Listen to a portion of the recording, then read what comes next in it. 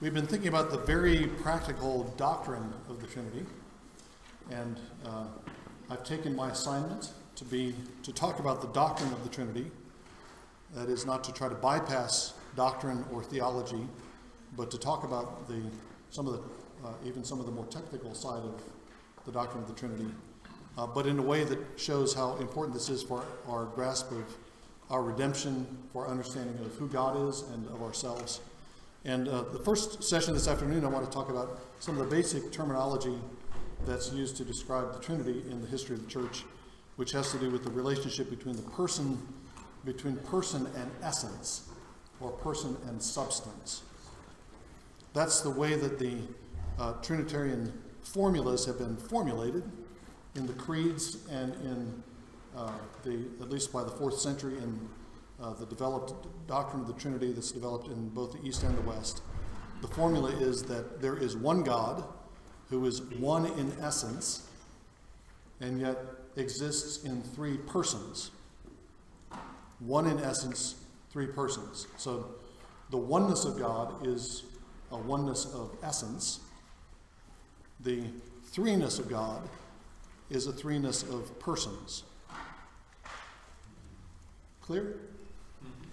Okay, I can move on to the next point. It's not clear. What do these words mean? It's not clear in the history of Trinitarian theology, partly because the words have shifted and changed meanings over the course of time. Some of the terms are borrowed from Greek philosophy, but then they're pressed into service to describe something the Greek philosophy doesn't anticipate, which is the triune God. That's not something that Plato or Aristotle thought about or knew about. And yet the terms are being used in order to describe the triune God. The terms are being borrowed from outside Christian theology and being used for philosophical terms that are being used to describe the Christian God. We can summarize the meaning of the two terms this way. Essence refers to everything that makes a thing what it is. Essence refers to the qualities that make a thing what it is. And in the case of God, we can say that his essence is all of his attributes. Everything that makes God God, every attribute that we can think of that's a divine attribute, is part of his essence. In fact, according to classic Christian theology, his essence and his attributes are identical to each other.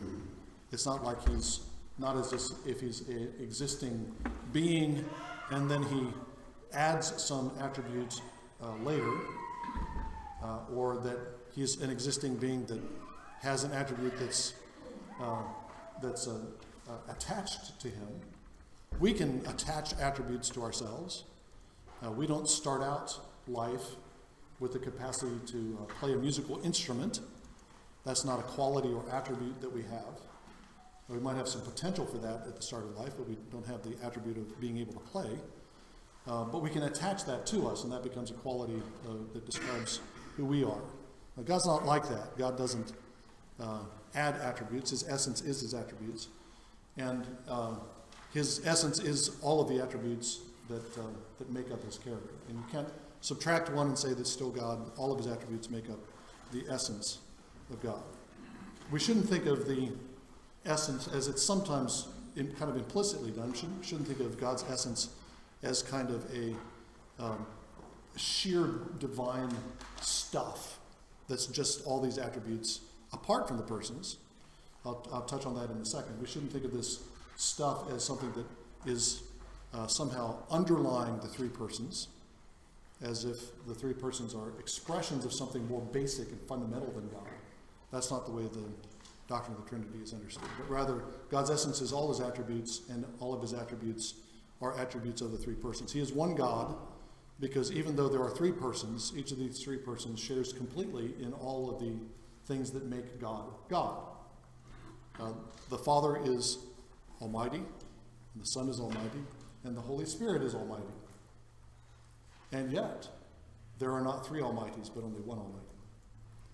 The Father is all-knowing, the Son is all-knowing, and the Spirit is all-knowing, and yet there are not three all-knowing ones, but one all-knowingness. Okay. That's kind of a paraphrase of the Athanasian Creed, that some of you may know. And it goes through various attributes of God and says each of the persons has all of these attributes, and each of these persons is fully, completely God. So that's when we talk about essence. That's what we're speaking of. We're talking about the attributes of God that make God God.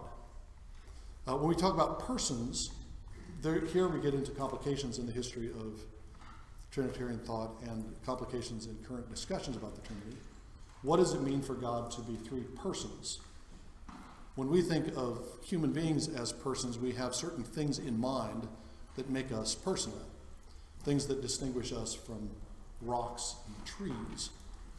One theologian has said that a person is a being to which you can speak with hope of a spoken response.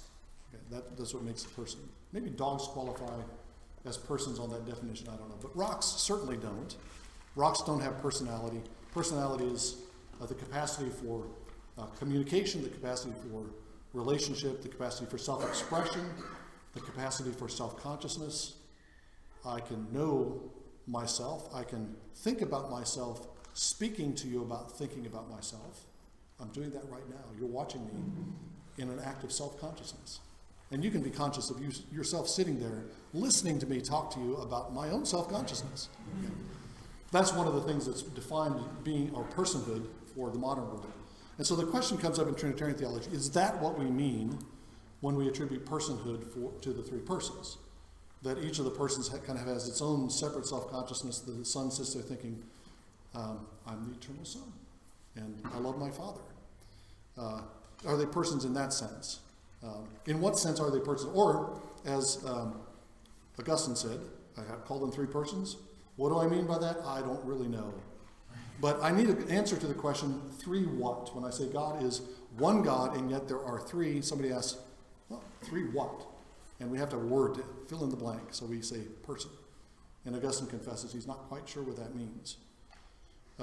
Other Trinitarian theologians say that person is not personality, doesn't imply personality in the sense that we use the term, but a person is simply an individual being of a particular kind of nature. So you have human nature in general, and then each individual instance of human nature is a person. That doesn't imply anything about what kind of being that is. It's just an individual instance of that nature.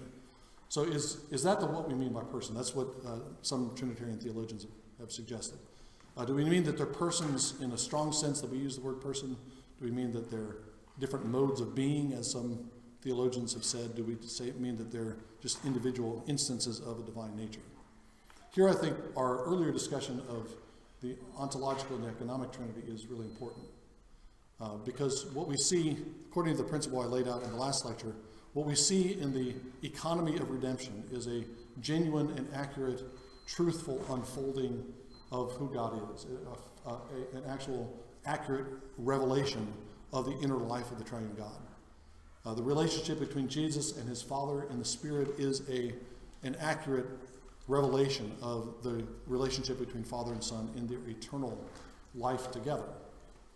And when we look at the Gospels, it sure looks like the Father and the Son are persons in the strong sense that or something like persons in the strong sense that we use the term. Jesus speaks to his Father. Jesus prays to his Father. The Father approves of and speaks to his Son. We looked at some passages in the last hour that talk about the Father and the Son in a relationship of mutual and exclusive knowledge of one another. No one knows the Father except the Son, and no one knows the Son except the Father. That kind of mutual personal knowledge of one another is something we would attribute to persons. You could put two rocks next to each other, just watch them for a while. They won't enter into deep personal communion with each other. They won't converse with each other. They won't enter into any kind of relationship with each other other than the relationship of being next to each other, which is where you place them. Okay. Rocks don't have personality. The Father and Son look like they have personality in something like our sense of the term.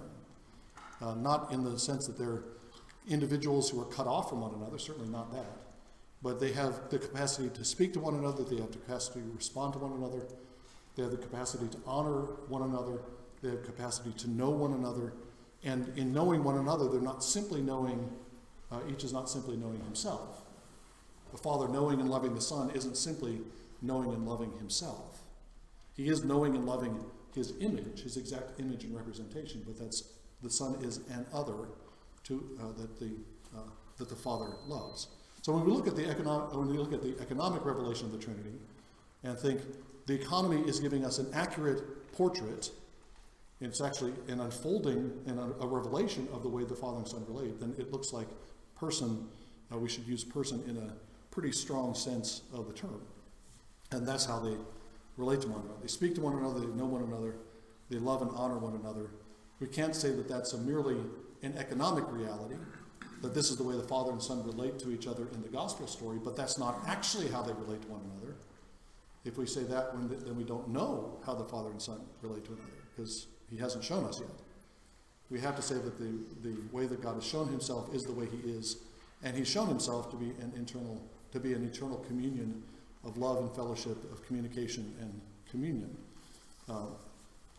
We'll come back to that in a bit, because that's exceedingly important for understanding who God is and who we are ourselves. But let me do a little bit more technical theological work before I come back to that and get back to the very, very practical doctrine of the Trinity.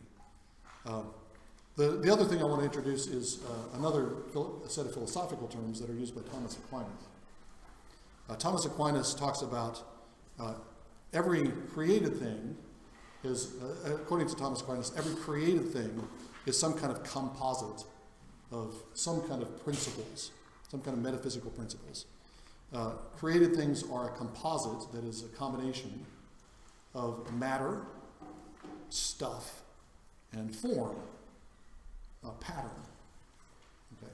And you can think about this in terms of an artwork. You have the stuff of the sculpture, the stone, the iron, and then you have the form that informs, as Aquinas would say, that informs the matter and gives it the particular character that it has. So you have a piece of stone. Michelangelo informs it, places a form on it, and it becomes the statue of David. That's formed matter. There's also, he says, another combination of principles that goes into everything that's created, and that is the principle of, or the metaphysical reality of essence and of existence. Essence and existence. Here, essence means, again, what makes a thing a thing. Existence means the actual existence and being of a thing, that it actually is real. So, and those are distinct, right, in creatures. In creatures, you can talk about the essence of something without saying that that thing actually exists. We can talk about the essence of hobbits. Can we not? We can talk about the essence of unicorns. What is it that makes a unicorn a unicorn? A single horn, right? They're white. They're beautiful. They might sparkle a little bit, I don't know. Can they fly? Can unicorns fly? I consult my experts on unicorns. Unicorns fly? Anybody know? I don't know. Okay. We can talk about unicorns and the essence of unicorns and the qualities of unicorns. We can talk about the essence of hobbits. But we know that unicorns don't exist in the real world. They exist in our imaginations. They exist in literary form. They exist in pictorial form, but they don't exist in the real world. Sorry if that spoiled anybody's hopes and dreams about meeting a unicorn in the garden after the conference. So essence is different from existence. We can talk about the essence of something without talking about the existence of it. You can talk about the essence of yourself. You can talk about your own character, your own attributes, your own qualities, but that doesn't mean that you exist. At one time, you didn't exist. That combination of qualities didn't exist. At one point in the future, that combination of qualities won't exist, at least here on Earth anymore. You're going to pass on, and that combination of qualities that made you just won't be here. So essence and existence are distinct realities human beings and all creatures are combinations of essence, some set of qualities that makes it what it is, and existence, which is the actual being and reality of the thing. But Aquinas says that God is not made up of any composite. God is simple. God is not made up of a form and matter. It's not like you have divine stuff, like divine dough, and then you get 3 cookie cutters, one a father cutter, one a son cutter, one a spirit cutter, and then you cut out the 3 persons from this matter of dough, and you give form to the dough. That's not how God is. God isn't that kind of combination. And he's not even a combination of essence and existence, according to Aquinas. If you begin to describe the essence of God, you claim that God exists. If you say, I'm describing a divine being who is omniscient, almighty, has all of the divine attributes apart from existence, Aquinas would say that's obviously not the true God, because the true God exists. So existence has to be a part of his essence. In fact, for Aquinas says essence and existence for God are not distinguishable, really. His essence is to exist. It is of God's essence to be. It's not of your essence to be. The world would be just perfectly fine without any of us in it. None of us had to exist. If we exist, it's because God willed us to exist. But God has to exist. That's not an option for God to not exist. He can't pass out of existence. He doesn't want to pass out of existence. He doesn't have those kind of days where he just wishes he didn't exist. That doesn't happen to God. And God couldn't pass out of existence. Now, what is the import of that? Well, the import of that is that essence and existence are the same. God's essence shouldn't, I mentioned this before, but I mentioned it again, God's essence shouldn't be thought of as some kind of underlying divine reality, divine stuff that's not the Father, Son, and Spirit. His essence and his existence are identical. God's essence is to be as Father, Son, and Spirit. Okay. When this goes back to a question we had in one of after the second talk. How should we catechize? And sometimes our catechism answers to questions about what is God, talk about a set of attributes that don't describe them as attributes of a triune communion. They're attributes that could apply to this divine dough from which the Father, Son, and Spirit are cut. Okay. God is a spirit eternal, something eternal in his. Oh man, I can't believe I forgot this. Anyway, it's recording too. Okay, I forgot my catechism. All right. It sounds like you're defining some kind of divine stuff that's not Father, Son, and Spirit, but I think Aquinas is right. Essence and existence are identical. There is no essence of God other than his life as Father, Son, and Spirit. His life as Father, Son, and Spirit in that eternal communion, that eternal personal communion, is the essence of God. Aquinas implies this. Augustine says this. We shouldn't think of God's essence as some kind of fourth reality behind the Father, Son, and Spirit. We shouldn't think of God something that is somehow intertwining with Father, Son, and Spirit. God's essence is to exist as Father, Son, and Spirit. And so, when we begin to describe the attributes of God, we are describing the attributes of that triune communion. When we think about God, we shouldn't think about God as righteous in some neutral or generic way. God is righteous as Father, Son, and Spirit. We certainly can't think of God as love. We confess that God is love. But we can't think of God as love and say God is love in kind of just divine nature abstractly considered as love. No. God is love as Father, Son, and Spirit. And it's only as Father, Son, and Spirit that he can be love and that he can be righteous.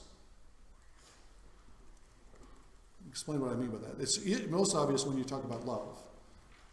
Can somebody who confesses a Unitarian God, that God is one person, say that God is love? What kind of love would that be? There's no other to love. There's no object of love. This love cannot be a self-giving love because there's no one to give it to. Oh, wait. He can make a world, and then he can give himself to that world, and then he can be a loving God. But then you see what's happened is that world he's become dependent on that world to be the loving God that he is. So if you have a Unitarian God, a God who is one person, he can have all this potential for love. He can have all these love and feelings, but he's got nothing to love until he makes something to love, and then he's dependent on that thing that he made to fulfill himself as a God of love. Okay, let's take off the boxing gloves. Let's talk about Allah instead of some kind of neutral Unitarian God. Can Allah be a God of love? How is that possible? How can Allah, the single person God that Muslims worship, how can that God be a God of love? Well, he can be a God of self-love. He can eternally be a God of self-regard. That's not a very attractive kind of love. Somehow we know as human beings, even people who are not believers, think the highest kind of love is got to be directed to something else. How can the highest kind of love be just self-regard? How is that possible? So if you don't want to say that, if you're a Muslim and you say, I believe that Allah is eternally love, but it's not self-regard, how is that possible? Well, Allah is a loving God because he's got a world and he loves his world and he's all merciful toward the world. But then you're saying that Allah is dependent on the world, not much of a God anymore, because he needs a world to make himself what he is. Needs a world to fulfill himself as a God of love. The triune God is a God of love, eternally, inherently, because his essence is the triune communion. His essence is Father, Son, and Spirit in an eternal communion and fellowship of mutual love. The Father can give himself in the Spirit to the Son can give himself in the Spirit to the Father can know the Son in the Spirit, the Son can know the Father in the Spirit, they can be in this eternal communion. That's what makes God a God of love. And that's a reality, not just potential. And it's a reality within God himself, not a potential that has to be realized when he makes the world. Okay. And I think we can run through all the attributes of God and say similar kinds of things. I think we have to. I think we have to say that God's attributes are attributes of the essence of God, but there is no essence of God apart from, that is not this triune communion of Father, Son, and Spirit. So God is a righteous God. God is a just God. When we look at the Bible and look at how the terminology of righteousness and justice is used, we find it frequently has to do with the way that, with the faithfulness within a relationship. God is a righteous God toward Israel because he's faithful to his commitments to Israel.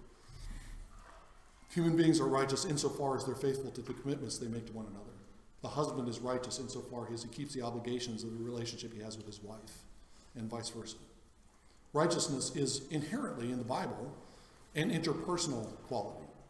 So let's think again about Allah. Can Allah be a righteous God eternally? How is that possible? If we define righteousness in this way, we could define righteousness as, in some other way, conformity to some standard. Well, we don't want to say that because then Allah would have to live up to something outside of himself. But we can say Allah is righteous a God toward creation. He's just in his dealings with creation, but then again, that makes him dependent on the creation to even have the attribute of righteousness, or at least to have it as an active quality. He can't be an actively righteous God, or any more than he can be an actively loving God, without something to love, without something to relate to, without something to be righteous toward. But the triune God is, not only can be, but is an eternal communion of faithfulness and loyalty and righteousness and justice and love. All the attributes that we can speak of God are attributes of that triune communion. All of those attributes are attributes of this interpersonal relationship. So when we begin to unpack person and essence in those ways, then in some ways we're kind of blurring the distinction between person and essence, because the essence of God is this interpersonal life that the Father, Son, and Spirit have. There's no essence lying behind God. There's no essence that's more fundamental than the three persons. There's no essence. It's not like you have certainly no essence that's kind of a leftover dough after you cut out the Father, Son, and Spirit. You have some cookie dough. You're making Christmas cookies. You cut out You always have leftover dough, and you have to make some kind of strange shape because the cookie cutters don't fit anymore on the dough that you have left. You always have a little bit left over. Okay? This divine nature is not like that dough that's got left over. It's not stuff from which the persons are made. The essence of God is this union and communion of Father, Son, and Spirit. That's what it means to be God. And all of the attributes of God are attributes of that communion. This is another way of emphasizing that God is an irreducibly, utterly personal God. You not only have three persons, but you have three persons that live in eternal communion, eternal personal loving communion with one another. And then, the question we were going to ask in this session, the question is, who am I made by such a God? Who am I having been made by a God who is an eternal communion of persons? For whom that eternal communion is the very definition of his life and of his essence. Who am I as a creature made in his image? And we already got a hint of this in our first talk when I pointed out that God begins to speak in the plural in Genesis 1 when he begins to create human beings. Let us make man in our image. He begins to be a we, and when he makes man as male and female and creates human beings in his image. If we're made in the image of an irreducibly, eternally personal God, a God who is in communion as Father, Son, and Spirit, that means we are relational, personal, irreducibly personal beings. It is not good for God to be alone. God isn't alone. Father, Son, and Spirit are not alone. God is never lonely. God didn't create a world because he needed something to love. God was infinitely fulfilled in his loving communion within himself before the world existed. And he's made us in his image, and it's not good for us to be alone. What does that mean? How can we unpack that? I think this has enormous implications in all kinds of directions. We can think about some very basic things. Again, we're trying to develop, part of what I'm trying to do, going back to my first talk, is to give you kind of theory, doctrine of the Trinity, that is a theory that encompasses who God is, but it's, in a sense, a theory about everything. It's a vision of everything, of who you are, of what the world is, of how you relate to the world, of who God is, of how God has shown himself. Everything is embraced within this doctrine of the Trinity. Who am I made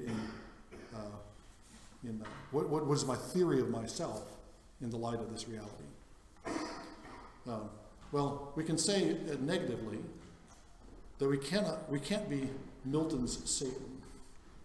Milton's Satan famously declares himself to be self-created. I've made myself. Well, obviously none of us did. We are the products of personal communion. We're products of other people. Just sheerly biologically, we're products of other people. Now we're getting to technology where we will fiddle with that a little bit.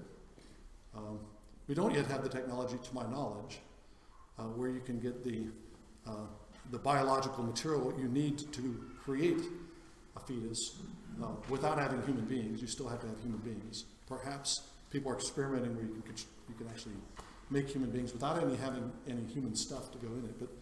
But the traditional way to have new human beings is to have other human beings to be parents to them. We don't even exist alone. We're never alone. All of you started out with somebody in a very intimate relationship with another person, your mother, utterly dependent on that other person. Even before you were born, you were hearing your mother's voice. You were getting to know your mother. And all these many experiments with infants and the way that they respond to their mother's voice. They know their mother as soon as they're born. They don't have to get to know them at birth or after birth. They're hearing their mother's voice at the beginning. If they don't have that, then their humanity and their life is distorted in various ways. When you think about the negative, right? We all start out in this intimate personal intimate biological and personal relationship with our mother, depended on another person for our very existence. And then I'm sure you've heard accounts of children who are born and isolated and become, their personality is distorted, their humanity is distorted by being alone. I read a recent book about homelessness, and in the United States there's been the common charge that the reason why one of the reasons why there's a great homelessness problem in the States is because they emptied the asylums, shut down asylums, and put people who were in the asylums out on the streets, and so you've got crazy people on the streets. This guy was arguing that on the contrary, what the cause and effect goes the other direction. People are out of their homes, have no location that they can call their own, have no recurring, constant personal relations with other people. They're panhandling on the streets and they see strangers constantly, maybe the same strangers occasionally, but they don't have any real connection with anyone. And that drives them crazy. They aren't out on the streets because they were let go from the asylums. The isolation is what makes them lose their minds. They need the reaffirmation of others. They need the reaffirmation of those personal relationships. Abandoned persons are distorted persons. Isolated persons are distorted persons. Even at our relationality is not something that's secondary to our existence. It's not secondary to who we are. It's not secondary to who God is. That's what I've been emphasizing. God is Father, Son, and Spirit. That's not some later development within God from some kind of underlying unity in God. He is and always has been Father, Son, and Spirit. And we're created in His image. And there is no unrelated, impersonal me that's somehow located deep within me. We are who we are in relationships with each other. The deepest habits, desires, aspirations that we have, things that we think of as most dearly and nearly our own, are frequently things that we've gotten from other people. Okay. We imitate heroes. We find out, aspire to be an actress, or we aspire to be a football player, because we're watching somebody on the field and we want to be like them, and our whole life is driven by this desire to be like, in the States, it's to be like Mike. I don't know who would be the right contextual substitute here, but you want to be like Michael Jordan. You want to play basketball like Mike. You want to float through the air like Mike. Be like Mike. And how many thousands of kids spend their early lives, with that aspiration and that desire that's driving virtually everything they're doing? This is what makes them who they are. And they got it from somewhere else. They didn't conjure that up. It's because they see the beauty of Michael Jordan's basketball skills, and they want to be like that. They want to share that in some way. These our relationality, our personal relations are not something external or secondary to us. They penetrate down to our deepest desires. Or think about the habits you picked up from your parents. The habits if you are yourselves parents, the habits you picked up in parenting from your parents. I'm never going to do that, you say, when you first have kids. I am never going to be like my parents toward my kids. But, of course, you are. You end up repeating the same lines, getting frustrated with the same things. You end up picking up all kinds of tics and habits from your father and mother. And you have, I noticed my brothers and I have two older brothers. My brothers and I noticed when we were teenagers, of course, when every opportunity we had to mock our parents, we took advantage of. We noticed that my father would always answer the phone with, hello. Was the beginning of each phone conversation. Hello, and so we'd make fun of my dad. But of course, I do that now. Hello. Or if somebody asks me a question, and my first response is, And now I see some of my kids doing it. So it's now a tradition in the family. One of my sons was he was teaching a small literature class, and it was so habitual with him. Every statement he made began with an that his students began calling him Mr. I just said it. Okay. We pick up all kinds of habits without knowing it, and it shapes who we are. It's not some kind of external reality to us. These personal relationships and the way that we relate and the way that these personal relationships penetrate into us and make us who we are. Again, there's no essential you underlying the related you. You are who you are in all those relationships, and they leave their imprint on you. And that's part of what it means to be made in the image of this tripersonal God. That's not an accident. That's not something to regret. We shouldn't regret the fact that we imitate our parents. That's what Jesus does. We shouldn't regret the fact that we have these relationships that define us. We might regret it if we want to be self-created and autonomous. But that, of course, is kind of the essence of human sin, isn't it? To be self-created and autonomous and to be as gods. But it's not being God, because God is tripersonal. This, I think, influences the way we think about the church's mission and the scope of the gospel that we proclaim. God is a relational God. He's a tripersonal God.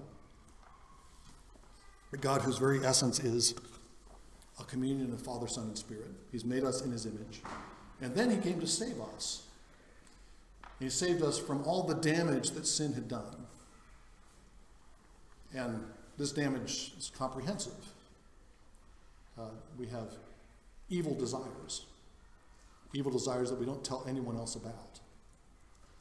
But sin has also damaged our interpersonal relations. In fact, that's the first thing we learn about sin in the Bible. We don't know anything about the evil desires of Adam and Eve when they sin, but we do know what happens to their marriage. Right? The first thing that happens is that they instead of pursuing one flesh, a unity of one flesh, they become adversaries. And most egregiously in the case of Adam, because Adam is supposed to be Eve's protector and defender. He's set up in the garden as the one to serve and to guard it. And that guarding role includes Eve. He's supposed to guard his bride. As soon as God confronts him with his sin, it's this woman that you gave me, a double blame shifting in one sentence. I mean, it's brilliant. And we've been doing it ever since, right? Okay. Shifting blame instead of being a defender and protector, he's shifted to the wife, and ultimately it's God's fault for making this wife and for making me who I am. As soon as sin enters the world, it damages the relationship of marriage, which is supposed to be a relationship of intimate unity. Adam is divided into Adam and Eve, and then Adam and Eve are supposed to be reunited in one flesh.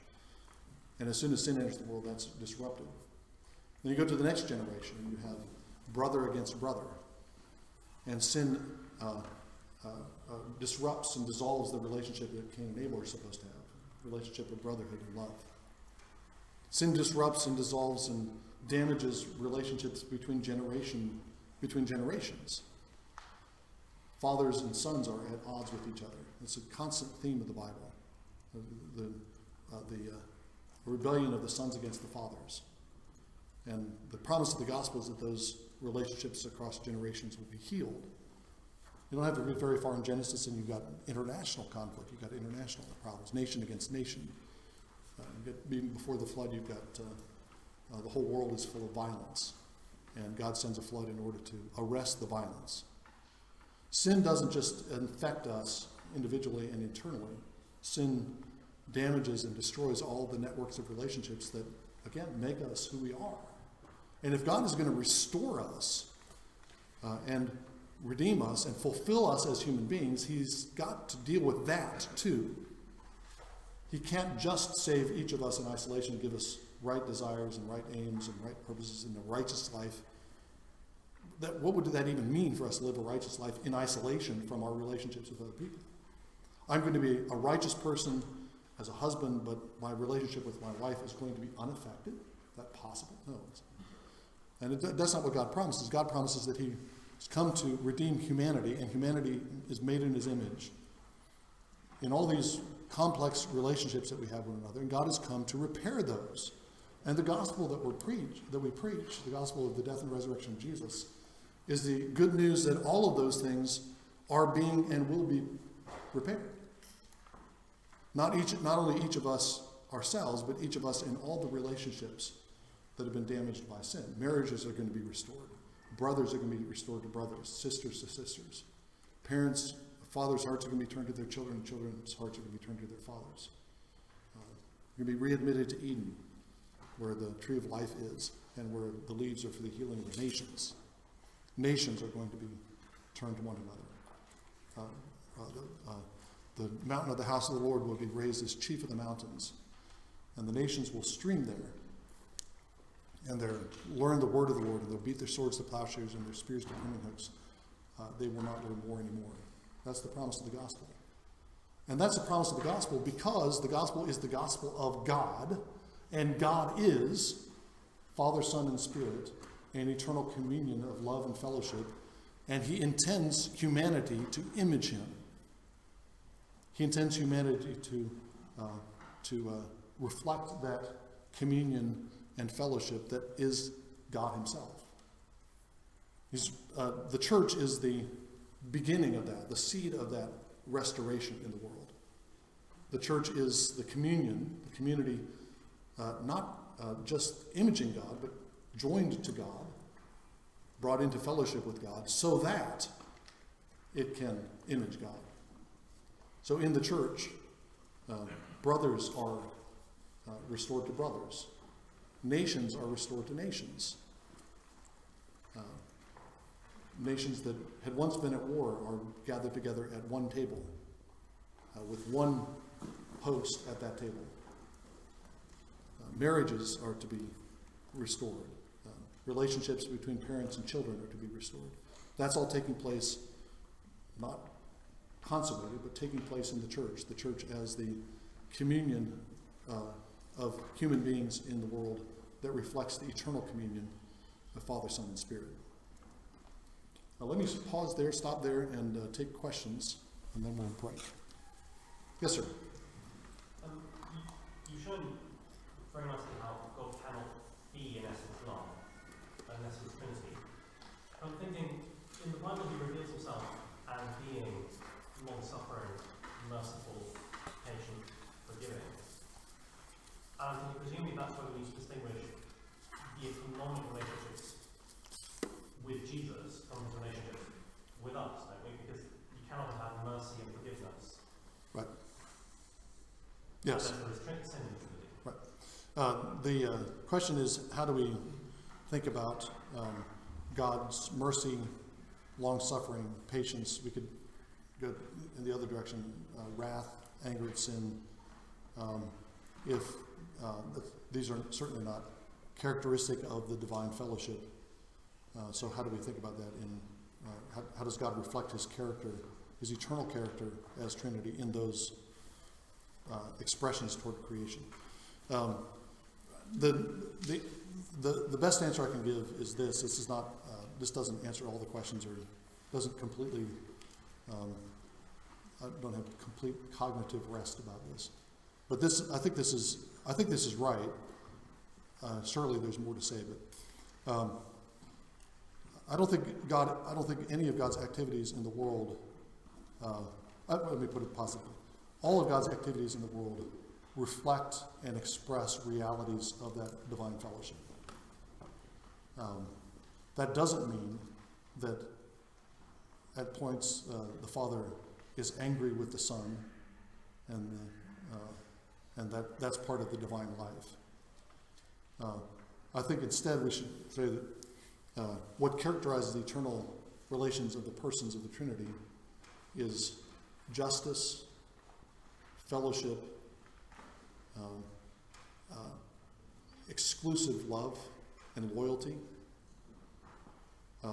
Those are realities of God's eternal communion of life. Those are expressed in the world in the face of human sin as jealousy, wrath, punishment. It's not punishment in the divine life, but that punishment is an expression of the justice that does characterize that divine life. I think one thread to develop here or think about is the notion of jealousy. Jealousy and wrath connected in the Bible. God actually identifies himself as jealous. My name is jealous. What does that mean? And jealousy is a positive quality in the Bible, but it has to do with love. It's connected to the zeal for the love of another, protection of this relationship of love. Let's say the Father, Son, and Spirit are, put it this way, maybe more precisely, the Father and Son are jealous for the love of the other, and that jealousy is the Spirit. So that's the characteristic of the divine life. When God creates a world and then begins to work in it, and his name is blasphemed and his commandments are disobeyed, that jealousy for the glory and reputation of, let's say, the Son's jealousy for the glory and reputation of his Father is provoked, and his anger is an expression of that jealousy for the reputation of his Father. So something along those lines, I think, is the way to think about it.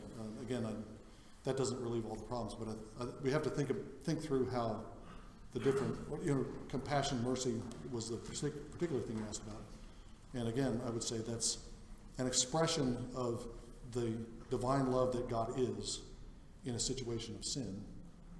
God is showing himself as he actually is, loving and merciful, but that particular quality that love takes is in relation to the world. David's going to correct me.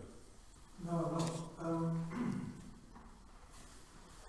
So, if the idea of a unicorn is incoherent, we're not that troubled because they don't exist anymore. So, if the concept of Allah is incoherent, then we're not that bothered because Allah doesn't exist anyway. Nevertheless, I think your criticisms of the concept of Allah, Allah can't have love because he needs a world first, so to speak, he needs something else. If Allah is the merciful, the compassionate, then he's got a certain disposition, and once there's a world, that disposition will manifest thus. Mm-hmm. Similarly, if our criticism of the concept of Allah, it doesn't really bother me, but nevertheless, if our criticism of the concept of Allah is, we don't much like the idea of a God who just loves himself. Well, actually, hang on a minute. Hasn't John Piper taught us that it's great that God worships himself? He's the only non-idolater, because he is the one who's infinitely worthy of worship. It's great that God loves himself, and so on and so on, and that if it requires different persons for that love, rather than a plurality of mind, for example, I'm only one person, but I can love myself, sort of thing. So there's a degree of plurality in me, even though there's not a plurality of persons in me. Then, for God to love himself doesn't require a plurality of persons. Mm-hmm. Okay. Let me summarize that. This way. David wants me to criticize John Piper, I think. I think that's what he was getting at. Tell me if I'm not getting to the heart of what your comment and your question. But on the Piper question, I would say that that's true, but needs to be described and explicated Trinitarianly if it's going to be something other than equating the triune God with Allah. the Father, God worships himself, let's say. I agree with that. But that means that the Son praises the Father, and the Father glorifies the Son. And the Spirit is the glory with which the Father glorifies the Son, and the Son glorifies the Father. Which is a very different description than saying God is just self-love. That's still God loving God glorifying and praising God. God, when we say God admires himself in his reflection, okay? That could be selfish, but his reflection is the Son, according to Hebrews 1.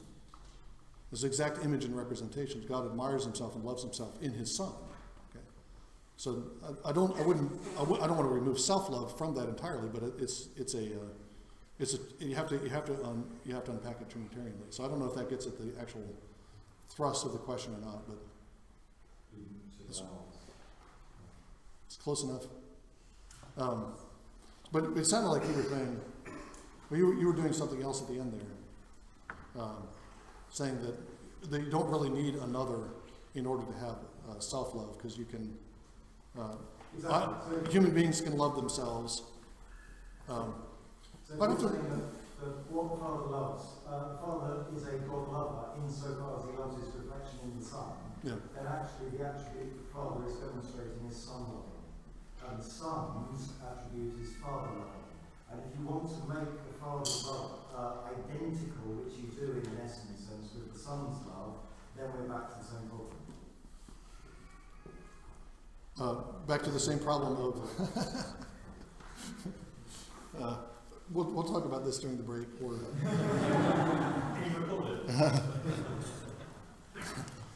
I want to follow through on that because I think that's an interesting line of questioning. I did have one thought about it. Just give me a second to recover a coherent thought. Yeah, I don't know that we're back to the same issue, because I do think I talked about I use Aquinas to argue that the essence of God is the communion of three persons. Another way to get at that is to say God is one essence that's shared by the three persons, but is shared distinctly because the persons are not interchangeable with one another. So I do think it's correct. I think that you have to say, if you're thinking Trinitarianly, that yes, the Father is Almighty, the Son is Almighty, the Spirit is Almighty, that there's not three Almighties but one Almighty. I think that's true. But the paternal almightiness and the filial almightiness and the Spirit's almightiness are somehow distinct from one another, or else there is no distinction between the persons. So Father love and Son love, say it's one love, but it's still distinct. So that, tell me if this is accurate, playing back, the attributes are attributes of the essence, but the attributes are always personally held. Yes, right. Yeah, I don't think you can say anything differently if you're going to, if you say anything different, then you kind of, you recede back into a kind of essentialism where the essence is underlying the persons, right? Yes. This may relate to what you were just saying about divinity. So some people say that when Philippians, for instance, talks about the Son emptying himself, and they say therefore that Jesus is no longer all present or things like this, or all knowing. And then I've heard this is wrong. How do you explain this is wrong without resorting to some kind of cookie dough explanation of what God's shared essence is? Yeah. On that particular passage, I'm not convinced that the self-humiliation, this is, the question is about Philippians 2, the Son humbling himself. That's often read as if it were about the incarnation, that the Son humbles himself to take on human nature. I think it's, I'm not being real dogmatic about this interpretation, but I think it's just as likely that what Paul is talking about is the self-humiliation of the cross. and that he empties himself on the cross. It's not about the divine Son becoming flesh. It's about the divine Son in the flesh emptying himself out in death. So I think that changes the question somewhat. And then the other part of the question you'll have to repeat because I wasn't sure I followed. Yeah, so why, I guess the question is why is it, if you're saying that the divine essence consists of the relationship between Father, Son, and Holy Spirit, Yes. all the qualities that they have are Right. defined in those relationships, Right. then why does it mean that every quality that is of the Father must also be of the Son, must also be of the Spirit? So why is it the case? So this concept of there being a divine essence, which Right. is the properties of God, Right. right. Right. He's being almighty. And, why does every property on the tick list need to be true of every person if together they are God? Right. Yeah, that's a good question. I think there are different ways to express how persons and essence relate. And I can't harmonize them entirely. So maybe that's where the question is arising from. On the one hand, if you go with somewhat more common understandings of person and essence, there is one essence that's shared by the three persons. That's a combination. You can describe it as a combination of qualities. And my point there, if you go in that direction, if you take that understanding of essence and person, then each of the persons is holding those qualities and possessing those qualities differently, those attributes. The argument that I was making otherwise, which I think I prefer, but I'm not suggesting that one or the other is absolutely true and the other false. The one I prefer is the one I developed from Aquinas, where it's in the combination, it's in the communion of the persons that you have the attributes. And it's interesting, I don't know what this is, I think this is relevant. Interesting to look at an early writer like Athanasius. One of his arguments against the Arians is this. The Arians believe that the Son is a creature. And Athanasius points to 1 Corinthians 1:24. Christ, the power and the wisdom of God.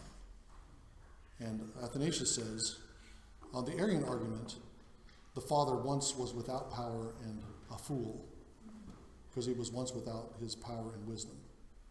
But in making that argument, he's assuming that Christ is the Father's power and wisdom. It's not as if the Father has power and wisdom that are, if you can even think this way, enclosed within the Father. He has his power and wisdom because he has his Son. That's not really external to him because his Son is his Son. His Son indwells him.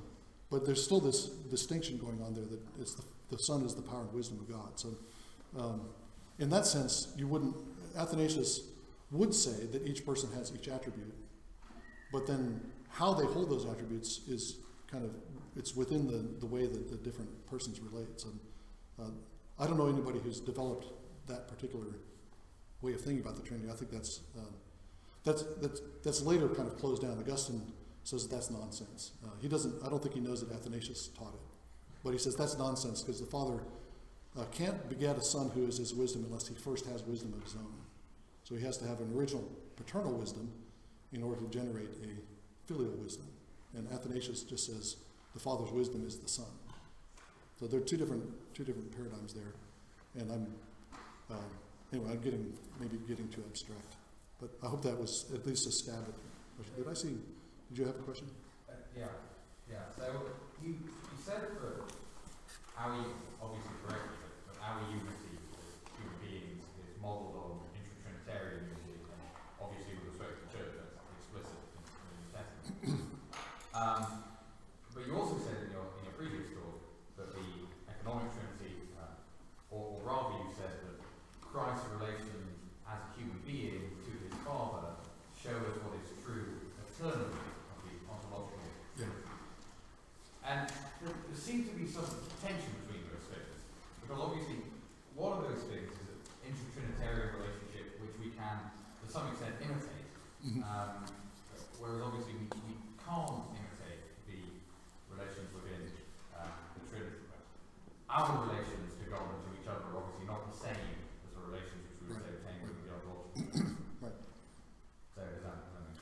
Yeah, I'm not sure I can repeat the question, but I think I'm gathering what you're. The question is about an apparent tension or contradiction between saying that the economic relation of the Father and Son reveals the ontological relation of Father and Son. That on the one hand, and then on the other hand, talking about our interpersonal relations somehow mimicking or analogous to the Trinitarian fellowship and personal relations. So, is there a tension between those two things? Is that the force of the question? No. I'll say more. I don't think so. I think that you can say that several things.